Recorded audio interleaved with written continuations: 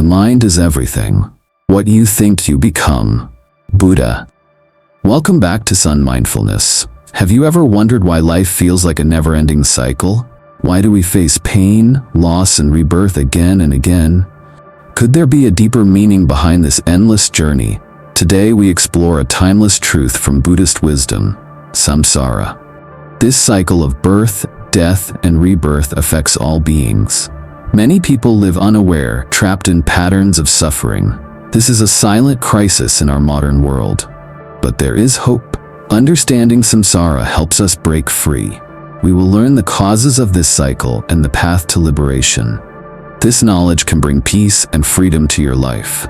At Son.Mindfulness, we share ancient wisdom in simple, gentle ways. Our goal is to help you find calm, clarity, and lasting happiness. If you value these teachings, please support us by subscribing. Your presence means a lot, and together, we grow this mindful community. May you be healthy, peaceful, and joyful every day. May good fortune and kindness always accompany you. Stay with us till the end of this video. Discover how to see life differently and start your own journey toward true freedom. Let's begin our deep exploration of Samsara, the endless cycle and the path beyond it. Section 2. Samsara, the endless cycle without a beginning. Have you ever wondered when your life truly began? Is there a moment long ago when your journey first started? Or is life more like a circle, spinning without a clear start or end? The Buddha faced this very question. A young monk once asked him, "Venerable Sir, when did we first enter this world of birth, aging, and death?" The Buddha replied gently, "Looking for the beginning of a circle is not a path to freedom." This simple answer hides a profound truth. Samsara, the endless cycle of birth, death, and rebirth, has no discoverable starting point. It is like a wheel spinning forever, pushed by forces we rarely see. Why is there no beginning? Because Samsara is fueled by two powerful roots, ignorance and craving. Ignorance means not seeing things as they truly are, missing the truth of impermanence and non-self. Craving is the strong desire for pleasure, existence, or even non-existence. Together, these create momentum, like a potter's wheel. Once pushed, it keeps spinning, even if you stop touching it. Imagine a potter shaping clay on a wheel. The wheel spins because the potter pushed it. Even after the push stops, the wheel keeps turning. Samsara works in the same way. Our ignorance and desires push the wheel of rebirth endlessly. Have you felt caught in this spinning wheel, like life pulls you forward even when you want to pause? The Buddha compared beings wandering in samsara to a blind man searching for a black bull in the dark, or an archer shooting arrows into the sky hoping to hit a star. Our efforts are often blind and aimless. We chase careers, relationships, or identities, but our aim is often flawed. Why? Because we do not see the true nature of existence. We cling to illusions and miss the bigger picture. Think for a moment. If you asked yourself, where have I been before? Who have I been? The Buddha said, it's hard to find someone who hasn't been your mother, father, brother, sister, or child in past lives. We have lived countless lives in many roles. Enemies today might have been loved ones before. Strangers you pass could have been family long ago. Does this idea surprise you? Does it change how you see those around you? Could it deepen your compassion? From the Abhidhamma perspective, there is no fixed self that travels from life to life. Instead, life is a flow of moments, mind and body arising and passing away continuously. Like one candle lighting another, the flame continues but is not the same flame. Death is not the end. Rebirth is not a choice, but the result of causes and conditions. If samsara has no beginning, how do we escape? How can we stop this endless spinning? These are the questions that lead to deeper understanding. In the next section, we will explore how we have lived many lifetimes and what that means for us. Get ready for How Have We Lived So Many Lives? Section 3. How have we lived so many lives? Have you ever stopped to think about who you really are? Are you just one person, one lifetime, or something more? The Buddha taught that over countless lifetimes, you have worn many faces. You may have been a mother, a father, a child, a friend, or even an enemy. This idea may seem strange, but it opens a door to deep understanding. Imagine a great river flowing through time. Each drop is a life, each current, a new experience. You are part of this river, always changing, never fixed. The Buddha once said, "It is rare to find a being who has not been your family at some point."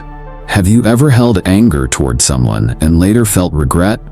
Could that person have been your child or sibling in a past life? Thinking this way invites us to soften our hearts and see others with more kindness. In the Abhidhamma, the teaching is clear. There is no permanent self traveling through these lives. Instead, life is a series of mental and physical events, always arising and passing away. This flow of mind and body is like waves in the ocean, connected, yet never exactly the same. Consider the flame of a candle lighting another candle. The flame continues, but it is not the same flame. Similarly, you continue from life to life, but you are not a fixed soul. This view challenges the idea of me as a solid, unchanging entity. It encourages us to see ourselves as part of a great unfolding process. Have you felt stuck in old patterns? Do you sometimes wish to break free from repeating mistakes? Understanding this flow can help us realize that change is possible. By seeing life as a continuous current, we open the door to transformation. We are not trapped by our past, but connected to it in a living, changing way. Think about the famous Buddhist teacher Thich Nhat Hanh. He often spoke about interbeing, how everything is connected. Our past lives, present experiences, and future possibilities are all part of one great web. What if you viewed your difficult relationships with this in mind? Could it bring peace where there was conflict? Remember, there is no fixed self to blame or praise. There is only the unfolding of conditions, moment by moment. Are you ready to explore why we don't remember these past lives? Why the memories are hidden and what that means for us today? Join me in the next part. Why don't we remember our past lives? Section 4. Why don't we remember our past lives? Have you ever wondered why you cannot recall your past lives? If we have lived many times before, why is our memory so limited? The Buddha explained this mystery in a way both simple and profound. Memory is tied closely to the brain and body of this life. When we are reborn, our physical and mental faculties change completely. It is like starting a new chapter without the old pages. Think of a river flowing. Though the water is always moving, you cannot step into the same water twice. Similarly, the mind in each life is new, shaped by fresh conditions. However, some enlightened meditators, through deep and focused meditation, have been able to recall many past lives. The Buddha himself remembered countless lives through his awakening. This shows the potential within us, though rare and difficult to achieve. Why does forgetting matter? Imagine a prisoner who forgets he is locked in a cell. He might decorate the walls and live happily, never realizing his captivity. In the same way, forgetting the truth of samsara keeps us trapped. We cling to our current lives, possessions, and identities, decorating a temporary home. Have you ever felt trapped by endless worries or desires? Could this be the prison the Buddha spoke of? Forgetfulness allows us to believe this life will be different, that lasting happiness is possible through external things. But this hope, while natural, can also bind us more deeply. The truth is, the cycle of birth and death continues until we see clearly and let go. What if remembering our past lives is not the goal? What if the real task is to understand our present moment with clarity? As the Buddha said, true liberation begins with seeing things as they are, fearlessly and without illusion. Do you feel curious about how deep this cycle of samsara really goes? Shall we dive into the sorrow it holds, the ocean of tears that has shaped all our lives? Let's explore that in the next section. The ocean of tears, the endless sorrow of samsara. Section 5. The ocean of tears. The endless sorrow of samsara. Have you ever felt the deep sorrow that life can bring? The pain of loss, sickness, or separation? Now imagine feeling that sorrow not just once but countless times. The Buddha described samsara as an ocean of tears greater than any river on earth. He said if all the tears shed through endless lifetimes were gathered, they would flood a river larger than the mightiest known. Think about the grief you have felt for a lost loved one. Now imagine feeling that same grief many, many times over. Why do we suffer so deeply? Because we cling to things that do not last. People we love, bodies we identify with, pleasures we seek, all are impermanent. The Buddha once told the story of a wealthy merchant who lost his only son. The man cried out, "My child was mine." But the Buddha gently asked, "Did you create his body? Can you stop it from aging or dying?" The merchant's pain deepened. Then the Buddha said, "Your son has died and been reborn countless times before. In many lives, he was your father, your enemy, or your friend." This teaching reveals a painful truth. Our sorrow is not unique to this life. It repeats because of our attachment and ignorance. Do you ever feel trapped in cycles of disappointment? Do you wish for lasting happiness that never fades? That longing itself can cause new rebirths and suffering.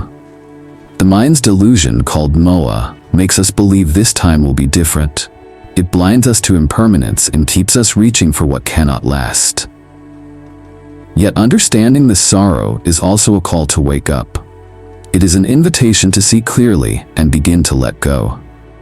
Have you noticed how your own sadness or regret sometimes draws you back into old patterns? This is the river pulling us forward, wave after wave. The Buddha once looked quietly upon the world and said, "I see the river of blood, the tears, and the suffering that has no end." This is the truth of samsara, pain without shore. But do not lose hope. This truth is not meant to make you despair. It is meant to awaken you. When you see the cost of attachment, you may begin to practice letting go, not with hatred, but with wisdom. Are you ready to face this reality with courage? In the next section, we will look at a powerful image that can help deepen your awakening. The Mountain of Bones, a mirror of our journey through samsara. Section 6, The Mountain of Bones, a mirror of our journey through samsara. Imagine this. If all the bones from every life you have lived were gathered in one place, they would form a mountain taller than any you have ever seen. The Buddha once pointed to a great mountain and said, "The bones of a single being through many births would pile higher than this peak." This powerful image is not meant to frighten you. It is a mirror reflecting the truth of impermanence and endless becoming. Each skeleton represents a life, human, animal, or even bird. Each body lived, aged, and died countless times before. Have you ever thought about how many bodies you have filled? How many graves have been left behind? This mountain of bones is the record of our long journey through samsara. But there is a deeper message here. The Buddha did not speak these words to shame or scare us. He spoke them to awaken us. When you look at this mountain, ask yourself, how long will I continue wandering? How many lives will I live before I seek freedom? This question begins what the Buddha called yoniso manasikara, wise reflection. It leads to disenchantment with the cycle, to renunciation, and eventually to liberation. Think about the great warrior King Ashoka. After years of conquest, he reflected deeply on the suffering caused by his wars. His wise reflection led him to embrace peace and the Dharma. From destruction, he found a new path toward freedom. Could this mountain of bones inspire a similar awakening in you? To see clearly the cost of endless wandering? When wisdom arises, you stop chasing after temporary things, wealth, fame, or appearances. Instead, you cultivate mindfulness to observe your thoughts and feelings. You develop insight to understand what is empty and what is real. You gather the effort to practice diligently, knowing the price of delay. With each step, you climb not a mountain of bones, but the noble eightfold path. This is the true summit that leads beyond the cycle of birth and death. Are you ready to learn about the doors through which samsara enters your life? Let us explore the next section, the 6 sense bases, the doors of samsara. Section 7, the 6 sense bases, The doors of samsara. Have you noticed how your mind reacts the moment you see, hear, or feel something? Every sound, sight, smell, taste, touch, or thought opens a door into your world. In Buddhist teaching, these are called the 6 sense bases: eye, ear, nose, tongue, body, and mind. Each sense base is like a door through which the world enters. When a sense meets its object, contact happens. From contact arises feeling, pleasure, pain, or neutrality. Have you ever felt a sudden craving after seeing something beautiful? Or a rush of anger from an unpleasant sound? These feelings often lead to craving and clinging.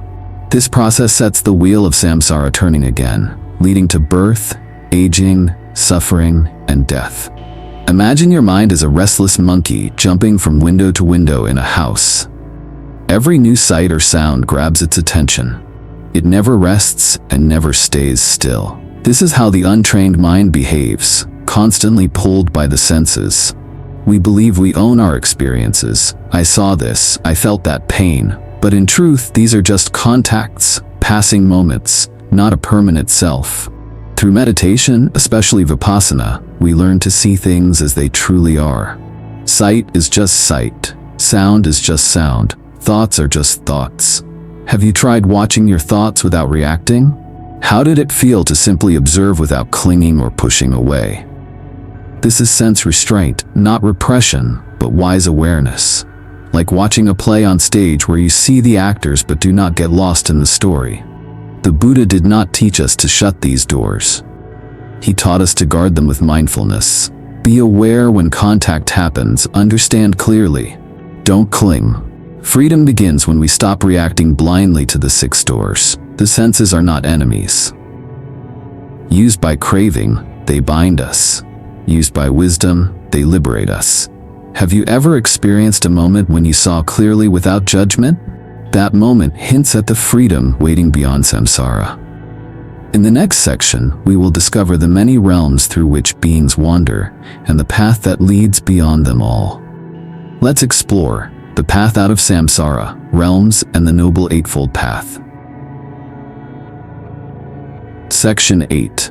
The path out of samsara, realms, and the Noble Eightfold Path. Have you ever wondered where all these lives lead? Buddhism teaches there are 31 realms of existence. These include worlds of suffering, like hells, and realms of pleasure, like heavens. But no realm is permanent. All are part of samsara's endless flow. There is no eternal soul moving through these realms. Instead, what we call self is a continuous stream of mental and physical events. Understanding this truth is not just philosophy, it is freedom. How do we escape this endless loop? The Buddha showed us the Noble Eightfold Path, a clear way forward. 1. Right view. Seeing the world as it truly is. 2. Right intention. Cultivating thoughts of goodwill and renunciation. 3. Right speech. Speaking truthfully and kindly.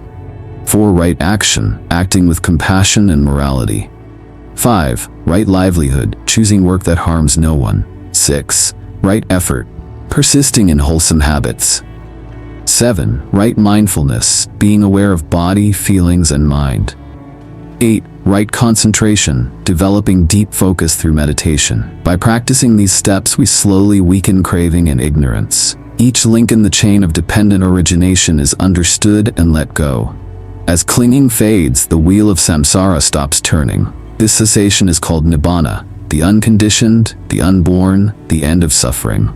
You are not trapped forever. The wheel spins only because we push it with our ignorance and desires.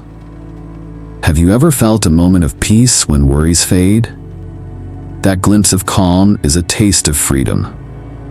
Walking the path requires patience and courage, but every step brings you closer to release. If this truth touches your heart, reflect on it deeply. Share it with others. Live it in your daily life.